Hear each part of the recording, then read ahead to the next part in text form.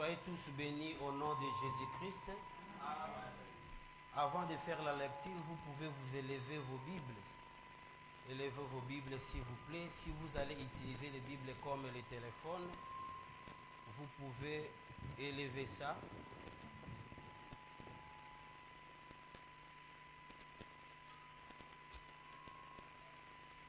Élevons nos Bibles par-dessus. Vous allez parler après ma parole. C'est ma Bible. C'est ma Bible. Toute écriture est inspirée de Dieu et utile pour enseigner, pour convaincre, pour corriger, pour instruire dans la justice. Applaudissons pour la gloire de Dieu.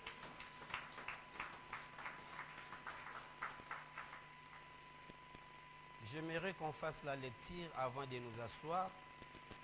Notre texte de base est dans le livre des 2 Rois chapitre 5, l'histoire de Naaman le Syrien. Aujourd'hui, je vais continuer avec le thème que j'ai déjà parlé de ça fait déjà 6 semaines ou 7 semaines, sur la mission de l'Église sur terre. J'ai déjà parlé sur la mission de l'Église sur terre. C'est un thème principal ou notre thème de base. Mais aujourd'hui, j'ai encore un sous-thème par l'aide du Saint-Esprit que j'aimerais parler. C'est l'Église, point d'interrogation. Un homme lébré dans la ville. Un lébré dans la ville. Permettez-moi, s'il vous plaît, avant de faire la lecture, selon la loi de Moïse, était interdit. Un lépreux ne peut pas se trouver dans la ville ou dans les camps. Mais comment est-ce que cet homme, Naaman le Syrien, était dans la ville, au milieu de la ville? Et nous avons aussi un homme dans le livre de Matthieu, chapitre 26, verset 6. Simon le lépreux. Lui aussi, il était dans la ville. On doit découvrir ensemble, mais pourquoi cet homme? Ils étaient dans la ville, ils n'étaient pas en dehors de la ville. Parce que selon la loi, les lépreux, ils ne peuvent pas séjourner avec les gens. Il faut qu'ils soient en dehors de la ville. Il faut qu'ils soient loin des gens. On va faire la lecture. 2 Rois chapitre 5, verset 1er.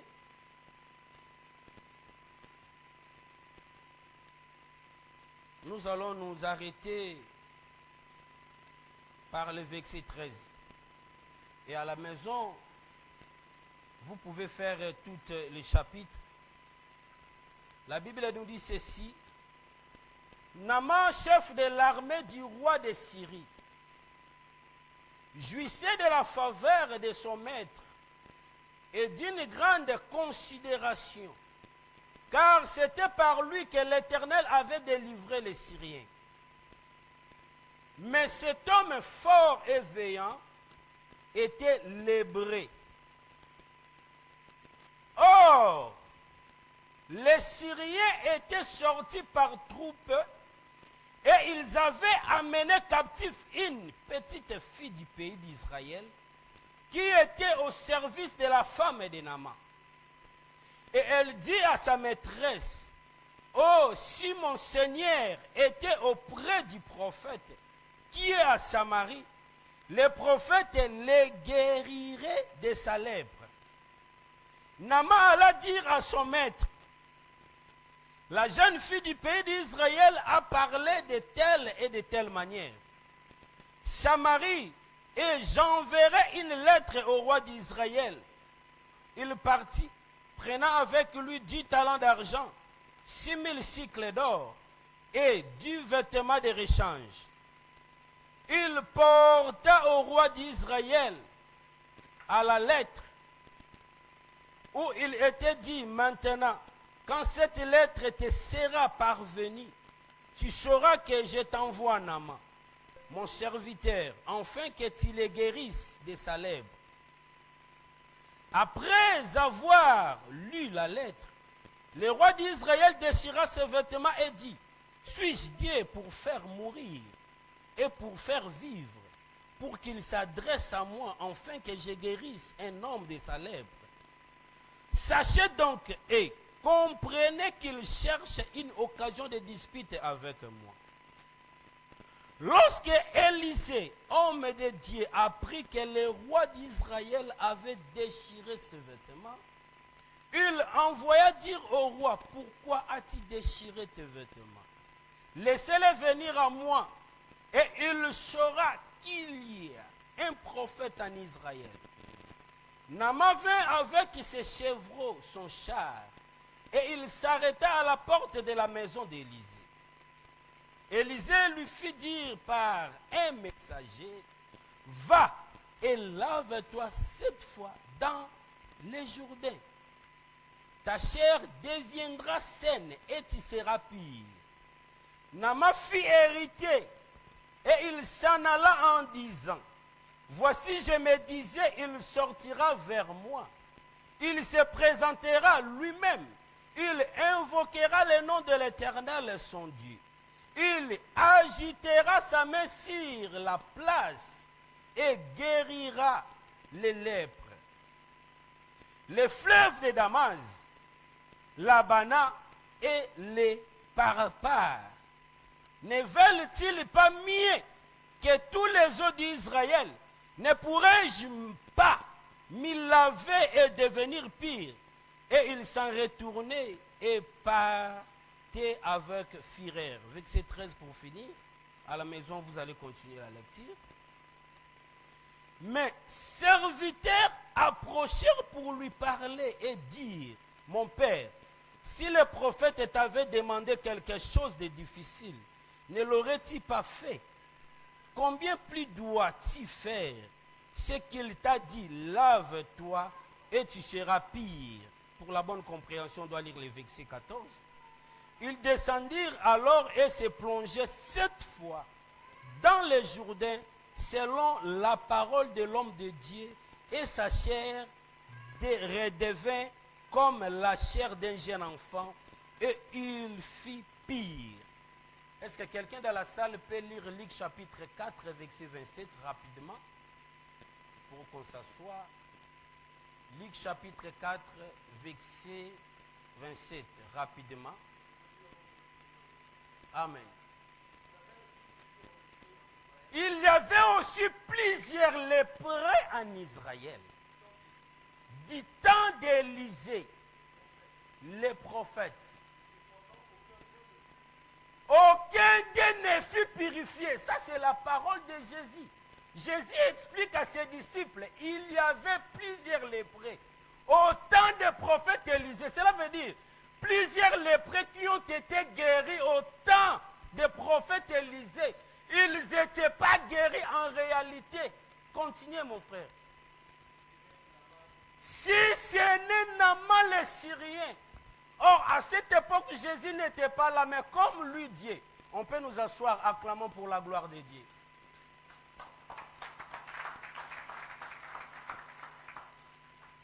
La mission de l'Église sur terre, c'est ça notre grand thème, parce que ce sont des choses très importantes que l'Église doit connaître. L'Église doit connaître sa création, ou l'Église doit connaître l'importance de l'Église. J'espère, pour la première fois que j'avais prêché ce thème, j'avais demandé quelques questions à l'Église, à peuple de Dieu, pour nous dire pourquoi nous venons à l'Église. Est-ce que nous venons à l'Église? Pourquoi? Il y avait de différentes questions, réponses que les gens ont dit. Mais aujourd'hui, j'ai encore une petite question. Avant de démarrer ma prédication d'aujourd'hui, où est-ce que l'Église est née? L'Église est née où? Où est-ce que l'Église est née?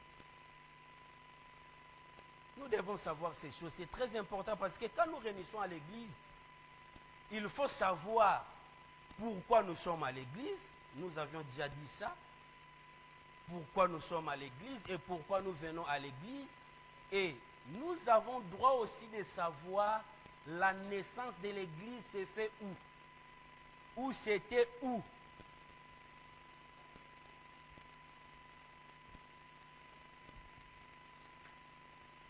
Je vous laisse la place. Qui a la réponse peut lever les mains et parler. Où était née l'église? Aujourd'hui, nous sommes l'église du Seigneur. Parce que l'église, c'est le corps.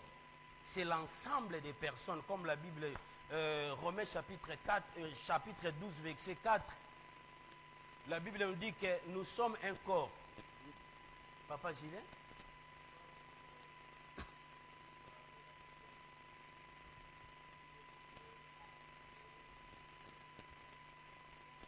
C'est à futur, j'ai bâtirai. Pas j'ai bâti, mais j'ai bâtirai. C'était en futur, papa.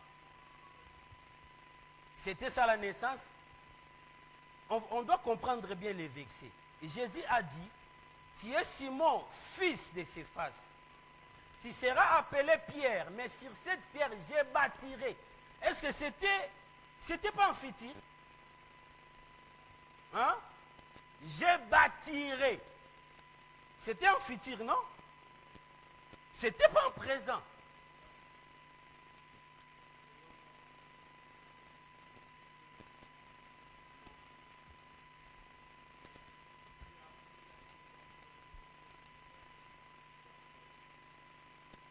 Nous sommes... Oui. Le jour où il avait parlé. Merci papa, c'était votre réponse. Je respecte ça. Une autre personne.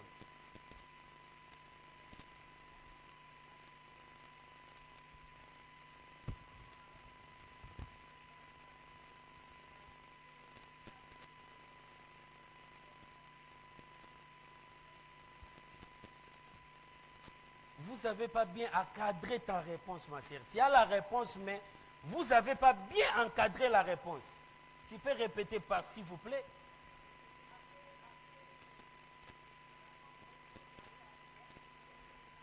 Que Dieu vous bénisse. Applaudissons pour la gloire de Dieu. Jésus a donné la promesse de l'église. Bien-aimé, l'église, il y a beaucoup de gens, oui, nous disons que l'église c'est l'ensemble des personnes. Oui, c'est bien. Mais quand on parle de l'église, comment nous devenons l'église?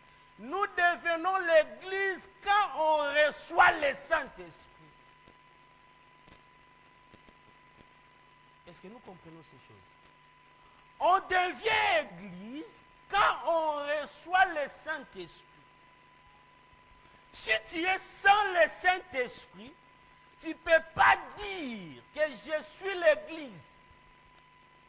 Parce que pour être église, pour être partisan de l'église, il faut avoir le Saint-Esprit. Est-ce que vous comprenez ces choses? Parce que quand vous recevez le Saint-Esprit, c'est par là que tu fais partie du corps du Christ. Mais si tu es sans le Saint-Esprit, tu ne peux jamais dire que je fais partie du corps du Christ. C'est pour cela que j'avais dit la première fois que j'avais pressé ce thème, que plusieurs de nous sont dans l'église, mais ils ne sont pas église. Parce que c'est différent. Être partisan dans la maison du Seigneur et être église, c'est deux choses différentes. Vous pouvez être partisan dans l'ensemble du Seigneur, parce que ici c'est l'ensemble du Seigneur, c'est la maison du Seigneur. Quand je parle de la maison du Seigneur, je me réfère par rapport au bâtiment. Le bâtiment que nous nous sommes réunis, c'est la maison du Seigneur. Maintenant, nous, l'église, parce que l'église, c'est l'ensemble des personnes. L'église, ce ne sont pas les bâtiments. L'église, ce ne sont pas les chaises qui sont là. Mais l'église, ce sont les gens qui ont reçu le Saint-Esprit. Or, il y a des gens qui manquent le Saint-Esprit. Mais ce sont des gens aussi qui font partie de l'Église. Et nous devons savoir la mission de l'Église. Bien aimé, la mission c'est quoi? La mission, quand on parle de mission, c'est une charge qu'on donne à quelqu'un pour faire un travail quelconque. C'est ça. Si on te donne une mission, cela dire qu'on te donne une charge pour aller faire un travail quelconque selon la mission que tu as reçue. Et la mission peut être aussi la mission du monde. Et peut-être aussi la mission de Dieu. Comme aussi le diable, parce que notre Dieu a la mission et le diable aussi a la mission. Parce que le diable aussi a ses envoyés qu'ils envoient dans le monde. Même si dans l'église, ici comme nous sommes ici, il y a des envoyés des diables, bien aimés. Vous savez, partout il y a des envoyés des diables pour faire les services des diables. C'est ça, les gens qui viennent avec leur mission. Les gens qui ne viennent pas à l'église pour chercher la gloire de Dieu. Les gens qui ne viennent pas à l'église pour marcher dans la sainteté, pour marcher dans la droiture, pour marcher dans la parole de Dieu. Mais les gens qui viennent à l'église avec leur objectif, avec leurs pensées. Et ce sont des gens qui se retirent s'il y a quelques problèmes. Mais nous, tous les chrétiens, toute personne qui a reçu le Seigneur Jésus-Christ comme Seigneur et Sauveur, oui, c'est bien. Mais toute personne aussi qui a reçu le Saint-Esprit, parce que la différence de recevoir Jésus, d'accepter Jésus et d'avoir le Saint-Esprit, c'est deux choses différentes. Tu peux accepter Jésus, mais tu manques le Saint-Esprit. Vous savez pourquoi? Quand tu ne marches pas dans la droiture de Dieu, tu peux accepter Jésus parce que tu sais que tu acceptes Jésus, mais tu manqueras le Saint-Esprit. Or, pour devenir les vrais chrétiens, il faut avoir le Saint-Esprit. Si vous manquez le Saint-Esprit, vous êtes chrétien, non faire partie dans l'ensemble de Dieu, qui est le corps du Christ. Parce que notre tête dans l'Église, j'aimerais que l'Église saisisse ces choses, c'est très important. En train d'expliquer, avant d'expliquer Nama, il faut connaître ces choses. Parce qu'aujourd'hui, nous avons aussi des questions en dehors de l'église, dans les quartiers, dans les bus, dans nos travails. Quelqu'un aussi, il y a des athées, les gens qui ne connaissent pas Dieu, les gens qui ne connaissent pas, ils n'ont jamais entendu le nom de l'église. Tu peux lui dire de l'église, il peut te dire c'est quoi l'église. Quelqu'un aussi peut te poser la question, c'est quoi l'église? Tu dois lui dire quoi? Non, l'église, notre église, c'est à Madeleine. Notre pasteur José David. Non, il faut bien expliquer c'est quoi l'église. Et si nous venons, c'est pour obtenir la miséricorde de Dieu, pour l'accomplissement de ce que Dieu a écrit dans la Bible, pour que ça s'accomplisse dans nos vies. Parce que nous avons la promesse d'hériter la vie éternelle. Et nous avons aussi la promesse de vivre joyeuse sur la terre. Ce n'est pas dire être chrétien, être un pauvre, non. Être chrétien, non, je ne vais pas vêtir bien parce que je suis chrétien, j'ai reçu Saint-Esprit, non. Être chrétien, c'est quelqu'un qui a premièrement accepté Christ, deuxièmement marché selon la volonté de la parole de Dieu. C'est par là que tu peux venir un adorateur. Il y a des gens qui sont à l'église, mais ils ne sont pas les adorateurs. Vous comprenez ces choses? Pour devenir un adorateur, il faut connaître Jésus. Connaître Jésus, cela veut dire quoi? J'ai reçu Jésus dans ma vie et je marche selon la parole de Dieu et non selon moi. Bien-aimés dans le Seigneur, la mission c'est sortir et aller faire une mission quelconque. Mais la mission de l'église sur terre, comment pasteur Paul alla toucher Nama les Syriens? Mais pourquoi Nama les Syriens et Nama était un lépreux? La Bible nous dit dans l'histoire que nous venons de lire, bien-aimés dans le Seigneur, il y avait un homme fort, puissant. Son nom était Nama. Mais malgré sa puissance, malgré son argent, malgré son autorité, cet homme était lépreux. Il avait la maladie très dangereuse. Et selon la Bible, selon la loi de Moïse, un lébré, c'est quelqu'un qui est impie. C'est quelqu'un qui est dans la souillure. C'est ça un lébré selon la Bible. On peut dire, malgré son argent, malgré son autorité, mais cet homme Naaman le Syrien, il était impie. Il vivait dans la souillure. Vous savez, bien aimé dans le Seigneur, il y a beaucoup de gens, malgré l'argent, mais il y a quelque chose qui les dérange. Il y a beaucoup de femmes, malgré leur beauté, mais il manque le mariage. Il y a d'autres personnes, d'autres hommes, malgré leur capacité, leur volonté, mais il manque du boulot.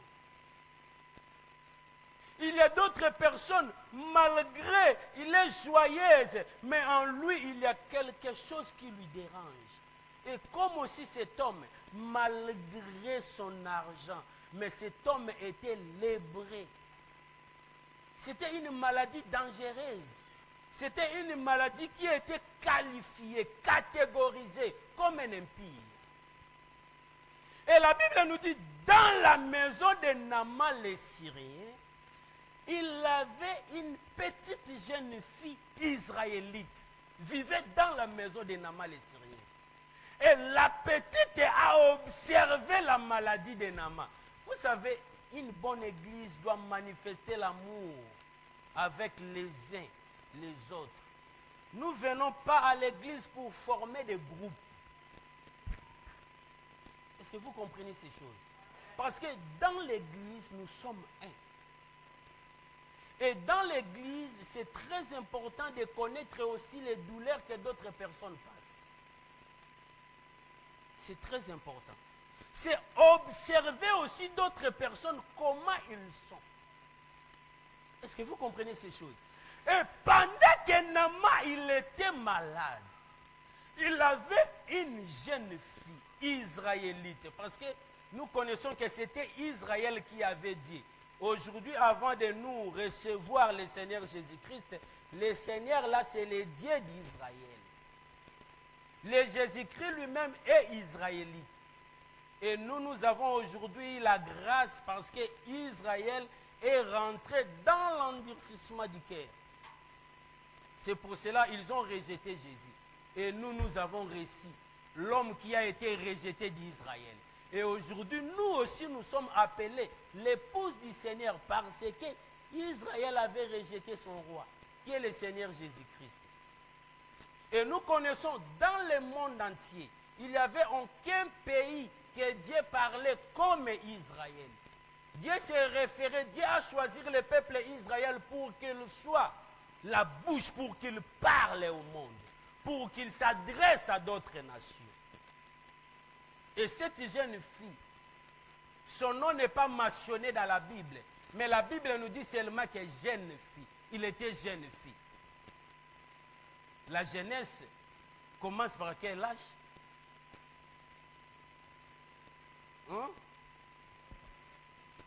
Quel âge?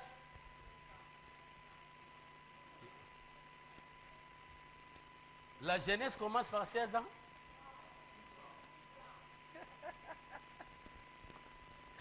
Applaudissons pour la gloire de Dieu. Et la Bible ne mentionne pas l'âge de cette jeune fille. La Bible ne mentionne pas le nom de cette jeune fille. Mais la Bible nous dit qu'une jeune fille qui était dans la maison. Mais si je comprends, les jeunes filles-là qui étaient venues dans la maison, elle était venue par la mission pour guérir Naaman le Syrien. Parce que ce qui m'étonne, vous savez, c'est pour cela si tu es choisi de Dieu, même si avant de commencer de prier, Dieu va commencer à t'épargner à d'autres dangers. Il y a d'autres personnes qui sont ici, même nous tous, nous sommes ici. Nous avons crié à Dieu à certains âges, mais avant cela, nous étions aussi cherchés par le monde ténébreux. Mais comme nous étions déjà les réservés de l'Éternel, l'Éternel n'a jamais permis quelque chose de mauvais arrive dans nos vies. Parce que si tu es déjà choisi par Dieu, même si tu es dans le monde, Dieu te protégera. Dieu ne permettra pas que d'autres choses te touchent pour détruire ton avenir. Parce que ton avenir sera recadré par Jésus-Christ. Parce que cet homme, si je me pose des questions, il devait être en dehors de la ville. La Bible nous dit ça dans le livre de Lévitique. Lévitique chapitre 4. Chapitre 13, pardon. Verset 44 à verset 26. Quelqu'un peut lire ça? Lévitique chapitre 13, verset 44 jusqu'au verset 26. C'était la loi de Moïse, mais c'est Jésus qui, c'est Dieu qui disait ces choses. Qu'un lépreux doit vivre en dehors des camps.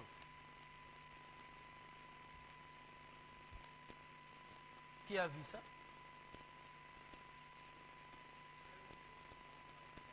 Oui.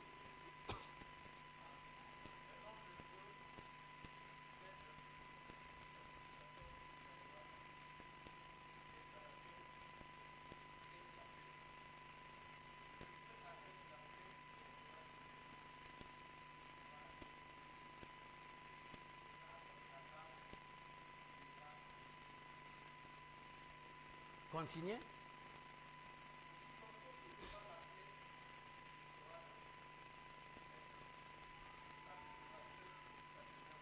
Il habitera où? Comment? Seul. Mais comment Naaman vivait avec les gens?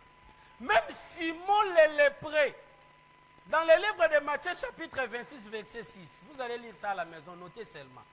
Il y a aussi un homme Simon le lépreux, l'homme que Jésus est rentré dans sa maison. Là où la femme qui a venu déverser le parfum le plus cher des nardes dans les pieds de Jésus. C'était dans la maison de Simon le lépreux. Jésus était rentré dans la maison de Simon le lépreux. Et une femme, malgré sa façon d'être, une femme là, parce qu'il y a des gens qui catégorisent cette femme-là, une femme prostituée. Oui, elle était prostituée, mais elle a changé et elle a reçu Jésus. Elle a changé son statut. Et elle a rentré dans la maison où était Jésus pour verser les parfums les plus chers. Vous savez pourquoi? Parce que la maison de quelqu'un qui est lépreux, c'est une maison qui sent mal odeur. Mais lui, elle avait rentré pour détruire l'odeur qui était dans la maison. C'est pour cela, la femme, elle avait apporté que les parfums. C'est pour cela, l'église de Dieu doit avoir la révélation. Ne regardez pas comme tout le monde regarde. Un bon chrétien ne voit pas les choses comme tout le monde. Un bon chrétien visionne les choses différentes que les gens voient. C'est ça ce qu'on appelle l'homme qui a la vision. C'est ainsi comme Jean-Baptiste, il avait la vision de Dieu. Quand il a vu Jésus, tout le monde voyait Jésus comme un homme. Mais lui voyait un animal. Et il a dit, voici l'agneau. Est-ce que vous comprenez ces choses? Je pose tant de questions, mais pourquoi la loi n'a jamais condamné Naaman les Syriens? Et il vivait avec les gens. Et vous savez, plus dangereuse de cette maladie, c'était quoi? C'était une maladie contagieuse. Mais pourquoi cette maladie contagieuse n'a pas contaminé d'autres personnes qui étaient ensemble avec Naaman? Bien-aimé, ne crée rien parce que tu es en train de vivre avec les sorciers. Ne crée rien parce que tu es en train de vivre avec les marabouts. Ne crée rien parce que tu es en train de vivre avec les gens de mauvaise vie. Si tu as la grâce de Dieu, Dieu va te protéger. Même si tu dors avec un sorcier, Dieu te protégera. Dieu ne permettra pas que les sorciers détruisent ta vie. Ne craignez rien, l'église du Seigneur, nous avons le pouvoir. Il y a plusieurs personnes aujourd'hui qui se retirent parce que quand il a entendu que son ami est sorcier, une sorcière, il s'est détaché de lui. Non, ne crée rien. Restez. restez avec lui, tu es le choix de Dieu. Soyez prudents, oui, c'est très important. Soyez prudents, mais ne restez. Vous savez là où Moïse est grandi. Moïse est grandi où? Dans la maison des magiciens, d'un grand magicien, parce que le pays d'Égypte, c'était le premier pays puissant du monde. En toutes les matières. Même dans les domaines des fétiches. Dans les domaines de l'occultisme, l'Égypte était le premier pays qui dirigeait tout le monde. Et le pharaon, c'est un magicien. Mais regardez là où Moïse est grandi. Dans la maison des magiciens. Ne craignez rien si vous vivez avec un sorcier dans la maison. Moi, je ne crains pas les sorciers. Ni les marabouts, ni les occultistes. Est-ce que vous comprenez? C'est pour cela que j'ai dit, une bonne église, c'est une église qui a reçu le Saint-Esprit. Et la personne qui a le Saint-Esprit, c'est une personne protégée par Dieu. Est-ce que vous comprenez ces choses? C'est pour cela que Naaman le Syrien, il vivait avec d'autres personnes. Malgré la maladie était contagieuse. Mais les personnes qui vivaient avec lui, ils n'étaient pas contaminés. Même sa propre femme, il n'était pas contaminé. Si avec un mari sorcier, une femme sorcière, ne crains pas, tu ne seras pas contaminé. Dieu va te protéger. Que Dieu te bénisse, papa Diacre. Que cette parole soit accomplie dans ta vie. Ça c'est bon, ça donne le courage. Est-ce que vous comprenez ces choses? Et la jeune fille, voilà le travail d'un intercesseur. Est-ce que les intercesseurs, vous êtes là? Un intercesseur, c'est quelqu'un qui est un intermédiaire avec la souffrance, les problèmes des gens avec son Dieu. Et la jeune fille a dit, à s'adresser à la femme de Naaman, dans mon pays, il y a un prophète, Élisée. Si Naaman le Syrien allait chez Élisée, il doit être guéri. Et la femme a dit à Naaman. Naaman aussi a arrangé une forme, il est parti là-bas. Il n'est pas rencontré avec l'homme de Dieu. L'homme de Dieu, il était caché. Et l'homme de Dieu a envoyé un messager pour dire à Naaman, il devait aller se jeter 7 fois dans le Jourdain. Mais vous savez, quand Élisée a envoyé Naaman le Syrien pour aller se jeter 7 fois dans le Jourdain, il y avait aussi d'autres rivières qui étaient plus pures que les Jourdains, comme le Jourdain de Damas, Parpar et Labana. C'était les 3 fleuves qui étaient dans l'Israël. Mais l'homme de Dieu a choisi seulement les Jourdains. Et écoutez ce que Naaman il avait dit. Oh, mais il y a beaucoup de fleuves. Pourquoi moi je suis chef? Je dois aller toujours se jeter dans les Jourdains.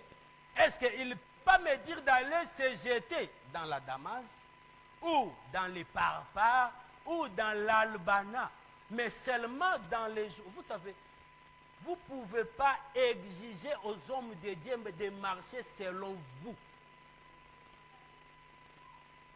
Une bonne église n'exige pas les hommes de Dieu de marcher selon eux. Parce qu'un homme de Dieu marche selon le Saint-Esprit. L'église doit être dirigée par le Saint-Esprit. Parce que le conducteur de cette église, ce n'est pas le pasteur José. Si vous pensez que le pasteur José est le conducteur de cette église, vous y trompez. Le conducteur de cette église, c'est le Saint-Esprit. Mais le Saint-Esprit doit choisir une personne pour qu'il soit à la tête d'une assemblée quelconque. Est-ce que vous comprenez ces choses? Mais l'église est conduite par le Saint-Esprit. Vous savez, il y a beaucoup de gens aujourd'hui, ils ne sont pas guéris, ils ne voient pas la main de Dieu. Vous savez pourquoi? Parce qu'ils ne veulent pas obéir aux hommes de Dieu, selon ce que Dieu dit aux hommes de Dieu, Mais eux, ils veulent marcher selon eux. Ils veulent faire des choses selon eux. Et la première fois que Naaman a manifesté la antithèse, il n'était pas guéri. Parce qu'il a refusé la parole de l'homme de Dieu d'aller se jeter 7 fois dans le Jourdain. Mais lui, il voulait se jeter dans la Damas, dans les Parpars ou Albana.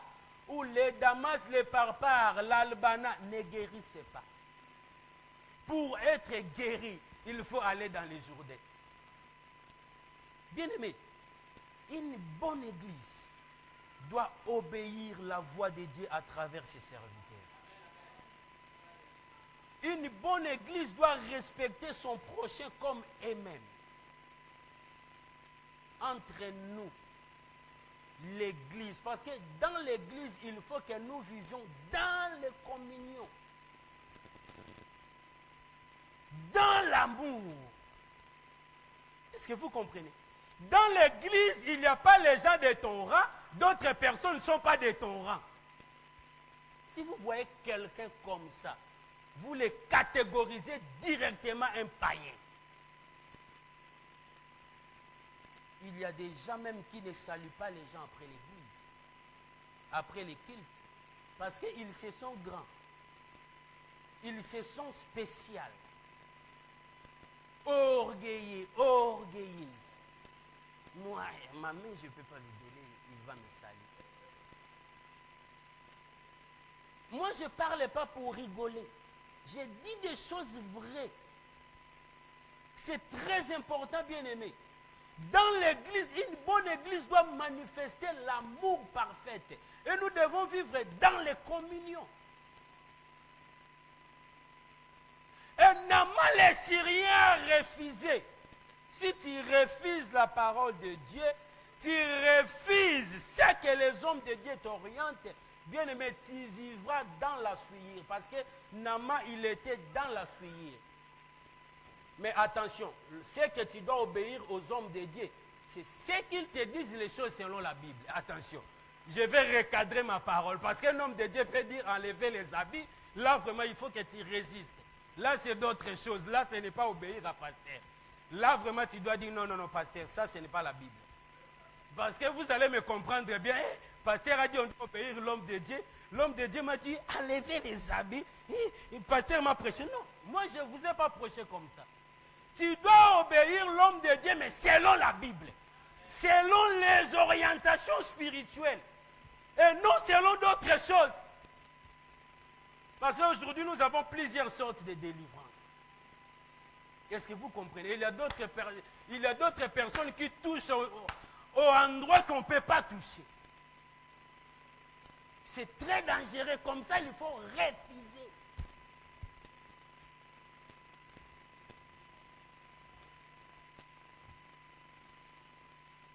Et quelqu'un a dit à Naaman, parce que Naaman, il avait refusé d'aller se jeter au Jourdain. Il y avait quelqu'un qui était auprès de Naaman pour lui dire, obéir aux hommes de Dieu. Est-ce que dans l'église, il y a aussi des gens qui sont auprès de toi, qui te donnent des bons conseils? Est-ce qu'il y a des gens qui viennent chez toi pour te fortifier, pour te donner de bons conseils? Bien-aimé, quelqu'un qui sont auprès de toi pour te donner pas les bons conseils, il faut être prudent avec lui. Est-ce que vous comprenez ces choses? Même les jeunes filles, les jeunes garçons qui vous êtes ici, attention avec d'autres amis. Il y a plusieurs personnes qui sont détruites à cause des amis. D'écouter leurs amis, non, on va faire ceci, on doit aller faire ceci, c'est rien. Non. Marchons selon la parole de Dieu. Si tu vois une amie, elle veut t'amener dans une voie qui ne sont pas bonnes, il faut refuser. Il faut refuser. Mais pour refuser, il faut connaître aussi la parole de Dieu. Il faut connaître la loi, c'est très important. Parce que nous marchons selon la parole de Dieu. Mais si nous manquons la connaissance de la parole de Dieu, comment on doit résister par d'autres choses? On ne doit pas y arriver à résister par d'autres choses. Et vous savez, Naaman, il a refusé. Mais quelqu'un s'approchait, il a donné le conseil, obéir à la voix d'un homme de Dieu, d'un prophète. Et Naaman, il alla se jeter 7 fois. Bien aimé, quand nous étions au monde, nous vivions dans la souillure. Mais pour être purifié, il faut se jeter dans les Jourdains. Parce que, vous savez c'est quoi les Jourdains? Les Jourdains, c'est l'autel. Les Jourdains, c'est la croix de Golgotha. Les Jourdains, c'était l'endroit que notre Seigneur Jésus-Christ a été crucifié. Quand Jésus venait pour être baptisé, Jésus montait sur l'autel. Parce que quand Josué traversa les Jourdains, dans le livre de Josué, chapitre 4, verset 8, la Bible nous dit que quand Josué traversa les Jourdains, selon la parole de Dieu, Dieu avait dit de Josué de choisir 12 pierres, de laisser dans les Jourdains. Donc les Jourdains, quand Jésus venait dans les Jourdains, Jésus il était là comme un sacrifice. C'est pour cela que Jean avait vu l'agneau. Parce que l'agneau, c'est l'animal des sacrifices. Ah, l'église ne me comprenne pas bien. Vous ne me comprenez pas bien. Est-ce que vous comprenez bien? Est-ce que je peux monter encore? Est-ce que je peux monter ou avancer? Quand Josué traversa Jourdain, Josué a laissé les 12 pierres dans les Jourdains. Or, les 12 pierres que Josué a laissées dans les Jourdains, c'était un autel de sacrifice. Parce que dans l'ancienne alliance, les sacrificateurs mettaient l'autel avant de sacrifier un animal. C'est pour cela que vous allez remarquer, même le jour que Élie a invoqué les faits devant le prophète Abal, vous allez lire que Élie a pris les 12 pierres, a fait l'autel. Parce que le chiffre 12, c'est le chiffre des fondements. C'est pour cela que Jésus aussi avait choisi 12 pierres, 12 disciples. Parce que le chiffre 12, c'est le chiffre des fondements. C'est pour cela, en manquant un disciple, Judas était remplacé par Matthias. Parce que les disciples, ils ne pouvaient pas être 11. Il faut qu'il s'assoie 12, parce que les 12, c'est le chiffre des commencements, c'est l'accomplissement. C'est le chiffre des fondements. Et quand Dieu, Jésus venait, c'est pour cela que Jean a vu l'agneau, parce que Jean chercha l'agneau. C'est Jésus-Christ qui est venu comme premier missionnaire, avec la mission de racheter l'homme dans la souillure. Parce que le premier homme que Dieu a envoyé, il n'a pas bien fait sa mission. C'était Adam. Le premier homme, c'était Adam. Avec une âme seulement charnelle. Mais Jésus, comme le second Adam, avec une âme vivifiante. Jésus, c'est lui, le premier missionnaire qui a accompli sa mission sur la terre. De prendre l'homme qui était dans la souillure pour le laver, pour l'encadrer et pour lui montrer le chemin. C'est pour cela, dans notre vie, quand nous venons dans le monde, nous devenons des chrétiens, nous sommes en l'église. Pour être purifiés, il faut se jeter 7 fois dans les Jourdains. Se jeter 7 fois dans les Jourdains, parce que le chiffre 7, c'est le chiffre de la perfection. C'est le chiffre qui perfectionne. C'est le chiffre qui lave nos vies. Mais les Jourdains se référaient comme la croix de Golgotha. On ne peut jamais être guéri, sauvé, lavé, si nous ne regardons pas la croix de Golgotha. Oh, regardons la croix de Golgotha, c'est avoir Jésus. C'est Jésus-Christ qui est la purification pour nous. Nous voulons être purifiés. Nous voulons être sauvés. Nous voulons sortir de la condamnation de la famille, de la condamnation du monde. Il faut avoir Jésus. C'est lui le premier missionnaire. Mais écoutez ces choses, c'est très important, bien-aimés dans le Seigneur. Quand Jésus est venu faire son travail dans le monde, comme un premier missionnaire, Jésus a fait sa mission. Il a mouru pour nous. Il nous a donné la vie éternelle. Quitte à nous aussi, nous sommes devenus des missionnaires. De faire aussi les mêmes choses. C'est pour cela qu'il a dit, allez partout, prêchez. Quand Jésus a dit, allez partout, il ne s'adressait pas seulement aux 12 qui étaient avec lui. Mais Jésus s'adressa à toute personne qui vont l'accepter. Depuis que tu as accepté Jésus, est-ce que tu parles de lui? Est-ce que tu as déjà mené quelqu'un dans l'église? Toi aussi, tu es missionnaire. Tu dois faire la mission de Dieu. Tu dois aussi prêcher les gens qui sont restés dans le monde. C'est ça le travail d'un missionnaire. Nous tous dans l'église, nous sommes les missionnaires. On doit faire la mission pour l'accomplissement de l'œuvre de Dieu. Nous allons prêcher aussi d'autres personnes pour venir à l'église. Nous avons d'autres amis qui sont autour de nous, ils sont des païens. Ils sont dans le monde. Nous avons des collègues qui sont dans le monde. Nous avons des familles. Qu'est-ce que nous attendons pour les amener à l'église? Nous avons des maris, nous avons des femmes. Il y a d'autres hommes qui sont ici. Mais ils n'arrivent pas à porter leur mari à l'église. Leur femme, pardon, à l'église. Et il y a d'autres femmes qui sont ici. Elles n'arrivent pas à porter leur mari à l'église. Mais pourquoi tu ne fais pas la mission de Dieu qui t'a envoyé? Prêcher, parler, c'est la mission que nous tous nous avons réussi. Parce que quelqu'un qui a la mission comme Jésus-Christ, il avait sorti, laissé son trône pour devenir, c'était une mission.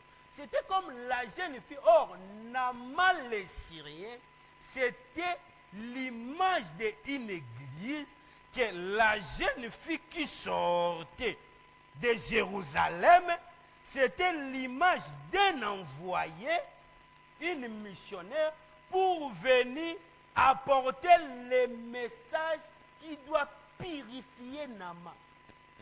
Mais la jeune fille qui a apporté les messages, la jeune fille n'a jamais guéri Naaman. Mais la jeune fille a apporté seulement les messages. Mais la guérison, maintenant, il faut que Naaman obéisse ce que la jeune fille avait dit. Est-ce que vous comprenez ces choses? Un homme de Dieu ne guérisse jamais. Si vous écoutez un jour un homme de Dieu de vous dire, venez, je vais vous guérir, c'est un aventurier tout fait. Et ne partez pas. C'est un aventurier ou c'est un féticheur? Parce que nous faisons que le travail de Dieu. La personne qui guérit, c'est Dieu. C'est Jésus-Christ qui guérit. Mais nous faisons que l'œuvre de Dieu. Nous prions pour les gens, mais la guérison, ça vient de Dieu. C'est pour cela que la jeune fille a apporté seulement le message à Naaman. Mais Naaman maintenant doit obéir. Vous savez, à l'église, quand nous n'obéissons pas à la parole de Dieu, la Bible, nous allons rester toujours dans le blocage familial. Vous savez, il y a beaucoup de gens qui disent, non, papa, j'ai passé à plusieurs délivrances, mais rien qui change dans ma vie. Est-ce que tu marches droit? Tu dois te poser des questions. Tu dois te poser des questions. Oh non, un homme de Dieu m'a donné la prophétie, mais je n'ai pas vu ça. Est-ce que tu marches droit? Aujourd'hui, le matin, je parlerai avec une. J'étais là pour parler. Je parlais avec une sœur aujourd'hui le matin. Je disais ces choses. Oh non, j'ai déjà la prophétie, tout comme ça. Je lui ai dit, oui, tu as la prophétie. Mais il faut encadrer ça. Il faut être droit. Parce que vous savez, vous pouvez avoir la promesse de Dieu, mais tu peux rater ça si tu ne marches pas droit. C'est pour cela que moi je pose tant de questions. Le peuple Israël en Égypte, il avait aussi la promesse. Mais tout ce qu'il avait la promesse, ils ont arrivé à la terre promise. Pourquoi? Parce que dans les chemins, ils ne marchaient pas droit. Marcher droit, obéir, une bonne. La mission que l'Église est sur la terre, c'est pour purifier. Parce que nous tous, nous sommes ou nous étions dans la souillure. Même jusqu'à aujourd'hui, nous sommes dans la souillure. Mais pas comme nous étions auparavant. Parce que si nous sommes plus dans la souillure, ça ne sert à rien de nous prêcher. Parce que si nous sommes plus dans la souillure, Jésus-Christ va venir. Là, on va dire que nous sommes déjà saints, nous sommes purifiés. C'est pour cela, dans nos vies, il faut chercher toujours la sanctification. Parce que pendant que nous venons à l'église, c'est pendant que nos vies sont purifiées petit à petit. Petit à petit. Jusque-là, nous allons conformer selon la volonté de Dieu. Et quand l'église sera conformée selon la volonté de Dieu, c'est par là que Jésus viendra. Mais si Jésus ne vient pas, parce que Jésus est en train d'abord de nous purifier. Est-ce que vous comprenez ces choses? C'est pour cela que c'est très important. Quand Naaman a obéi, je vais m'arrêter aujourd'hui ici. Et à la prochaine occasion, maintenant, je vais parler de Géasi, les serviteurs de Naaman. Et les serviteurs d'Élisée, pardon. Est-ce que vous comprenez? Parce que les lèpres qui étaient de Naaman, les lèpres est sorti de Naaman pour rentrer à Géasi. Mais pourquoi les lèpres est rentré à Géasi? À la prochaine occasion, on doit parler de ça. Mais quand Naaman a obéi, à se jeter, bien-aimé, ne te regarde pas comme tu es. Oui, tu es béni, on sait. Peut-être physiquement, tu es béni. Tu as de l'argent, tu as la beauté, tu as des habits. Mais cela ne te mène pas à pécher, bien-aimé. Cela ne te mène pas à bouder les hommes de Dieu. À orgueiller, non. Parce que notre chair est rien. Les chairs que nous sommes est rien. Le Dieu est le maître des souffles. Le Dieu est le maître de tout. Aujourd'hui, Dieu peut t'enlever le souffle. Bien-aimé, tu es rien sans le souffle. Parce que ce corps est terre. Après 3 jours, que Dieu bénisse son Église. Obéissons à la parole de Dieu. Naaman, c'est l'image de l'Église. Que Jésus-Christ est venu mourir pour l'amener à la perfection. Nous sommes en train de marcher pour perfectionner notre vie. C'est pour cela, bien-aimés, faisons-nous l'effort pour marcher dans la parole de Dieu. Parce que nous faisons l'effort, même moi j'ai fait l'effort peut-être, parce que j'ai la chair. Ça me mène aussi à d'autres choses. On doit faire un effort. Est-ce que vous comprenez? Une bonne église doit faire l'effort pour marcher dans la parole de Dieu, pour obéir la parole de Dieu, pour marcher selon la parole de Dieu. La mission que nous avons, nous tous, nous sommes des missionnaires. Parlons de Jésus si nous avons l'occasion de parler. Est-ce que vous comprenez? Si vous avez l'occasion de parler de Jésus-Christ, d'apporter le nom de Jésus à d'autres personnes, faites-le pour la gloire de Dieu. Que l'Éternel bénisse son Église.